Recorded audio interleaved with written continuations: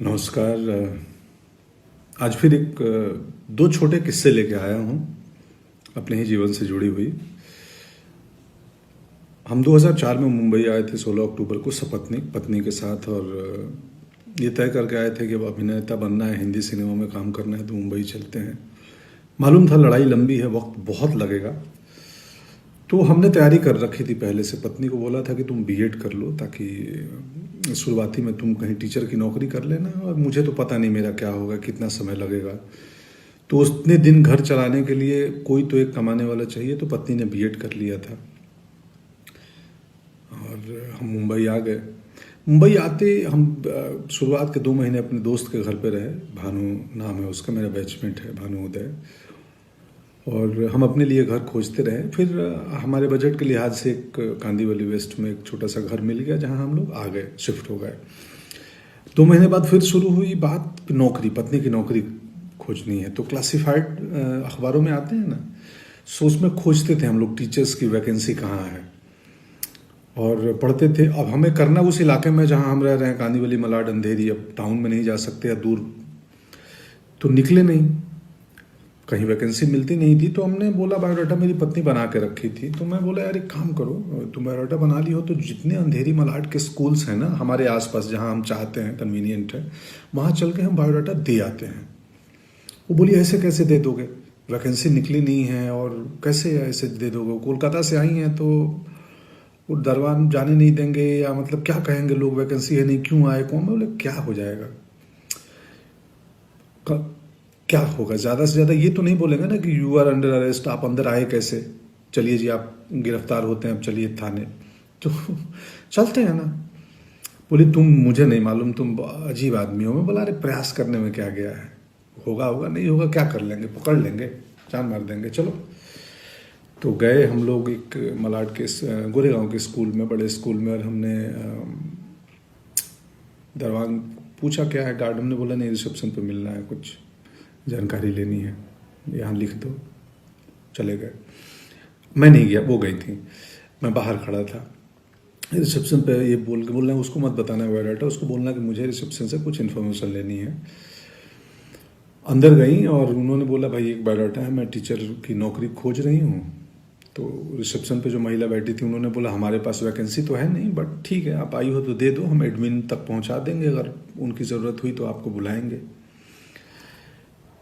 Cut to, cinema वालों की भाषा है कट टू, मतलब इसके बाद मैं एक दूसरी कहानी पे आता हूँ। बायोडाटा दे दिया, उस महिला ने बोला कि एडमिन तक खबर दे दूंगी, ज़रूरत पड़ी कभी लगी तो बुला देंगे। आ गई, बोले चलो ठीक है, बस हमने अपना काम कर लिया। दूसरी कहानी मेरी क्या चल रही थी, मैं उस समय हार्ड कॉपी तस्वीरों का वक्त था, तब मेल नहीं आए थे कि हम मेल कर दें तस्वीरें, या ऑडिशन बाद का चीज़ है, पहले आपकी तस्वीर पसंद आनी चाहिए तब ऑडिशन के लिए बुलाते थे, और तब कास्टिंग डायरेक्टर्स भी नहीं आए थे।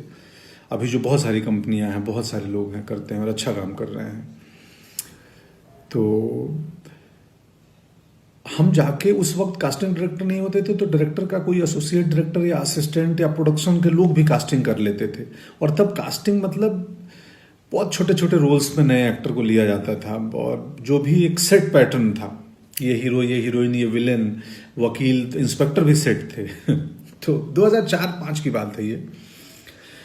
तो मैं जाता था दफ्तर में, दरवान रोक दे, कहीं बड़ी कंपनी किसी फिल्म ऑफिस में गया, तो मैं बोलता था कि यार मेरे को, बोला किसने बुलाया है, मैं बुलाया नहीं, मेरे को ईश्वर जी भेजे हैं कि वो राहुल, रवि, जो भी नाम है उस एसोसिएट की, उनसे मिलना है, ईश्वर जी भेजे हैं। बोला अच्छा। वो फ़ोन करे कि भाई कोई आए हैं, पंकज नाम है, ईश्वर जी भेजे हैं। तो बोले अच्छा कौन, भेज दो, मिलता हूँ, देखता हूँ कौन। या अंदर पहुँच जाए, छोटा दफ्तर हो, रिसेप्शन तक पहुँच गया सीधे, तो फ्रंट डेस्क पे जो भी रिसेप्शन पे महिला बैठी हैं, जी हाँ क्या। मैं बोला एसोसिएट डायरेक्टर से मिलना है। तो किसने भेजा है आपको, कैसे आए हो, क्या है रेफरेंस। तो मैं तो बोलता था वैसे ही आया हूँ, लिफ्ट से आया हूँ अभी बस ऊपर। नहीं, यहाँ भेजा किसने है। मैं मतलब वो ईश्वर जी भेजे हैं, बोल के उनसे। ईश्वर जी, बोले हाँ बता दो ना उनको, वो जानते हैं। तो ईश्वर जी भेजे हैं, कोई पंकज आया है कास्टिंग वाला। चलो आते, तो या तो कास्टिंग वाले निकल के आए या मुझे अंदर तक भेज दी जाए।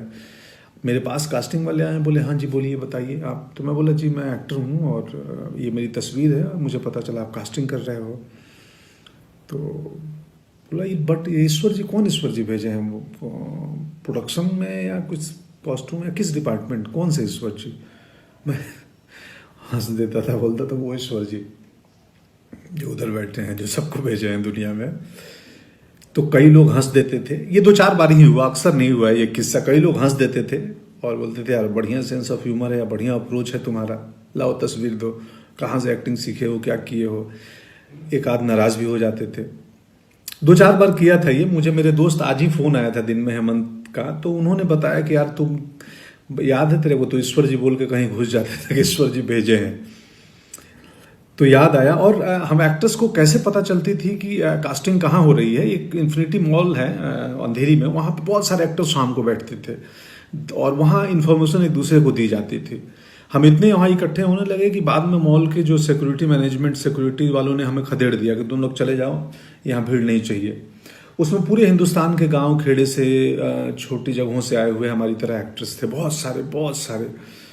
बाद में सुजान सिंह चौक बन गया, वो भी एक एक्टर हैं सुजान जी। हम बहुत सारे दोस्त हैं, अब नाम लूंगा तो 1000 नाम हो जाएंगे जो वहाँ बैठते थे।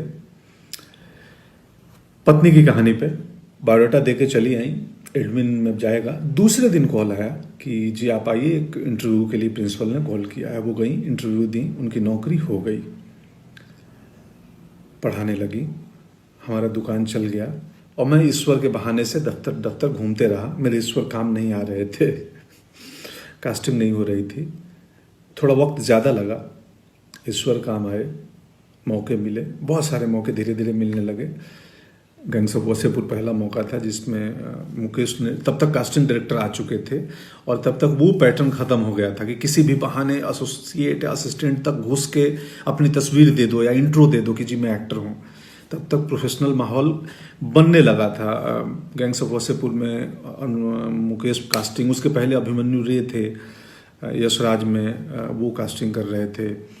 तो कास्टिंग डायरेक्टर्स का चलन हो गया था। हनी भाई आ गए थे, जोगी भाई आ गए थे, ये सब कास्टिंग डायरेक्टर्स हैं। बाद में अभिषेक की कंपनी आई। सो बहुत सारी अभी कंपनियां हैं कास्टिंग की काम करती हैं बॉम्बे में। सो पत्नी की नौकरी लग गई और मेरे ईश्वर कुछ सालों बाद काम आए और जब प्रोफेशनल हुआ माहौल तो हमें काम मिलने लगे। और बाद के दिनों में अब तो इतने ज़्यादा काम मिलने लगे कि घर पे किसी एक को रहना ज़रूरी है मेरे और पत्नी में से। तो पत्नी को स्कूल की नौकरी कुछ साल पहले छोड़नी पड़ी और अब वो घर चलाती हैं, मुझे मैनेज करती हैं, हमारे बाकी बिजनेस को मैनेज करती हैं। ये है किस्सा। कुल जमा बात इतनी है कि प्रयास नहीं छोड़ना चाहिए। हम किसान परिवार से आए हैं। किसान एक बीज डालता है ज़मीन में और डालने के बाद उसको मिट्टी से ढक देता है। उसको मालूम है कि इसमें वक्त लगेगा। मेरा काम है फेवरेबल कंडीशन देना, इसको वक्त पे पानी देना, वक्त पे धूप देना, खाद देना, आसपास घास आ गए, कचरा आ गया, सफाई करना। ये एक दिन पौधा बनेगा और फिर फैलाएंगे। इसमें धीरज बहुत बड़ी चीज़ होती है। आप जिंदगी में जो काम करना चाहते हो, कोई भी काम छोटा नहीं है, कुछ भी। मतलब आप किसानी में भी कमाल कर सकते हैं, आप कहीं पे भी कर सकते हैं। खैर, शुक्रिया, आज का किस्सा इतना ही। Thank you so much.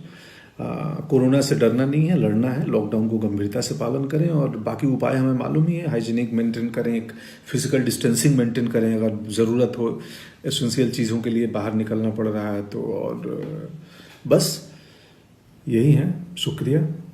आप सबको बहुत सारा प्रेम और स्नेह और पूरी दुनिया खुशहाल रहे, ऐसी कामना है प्रभु से।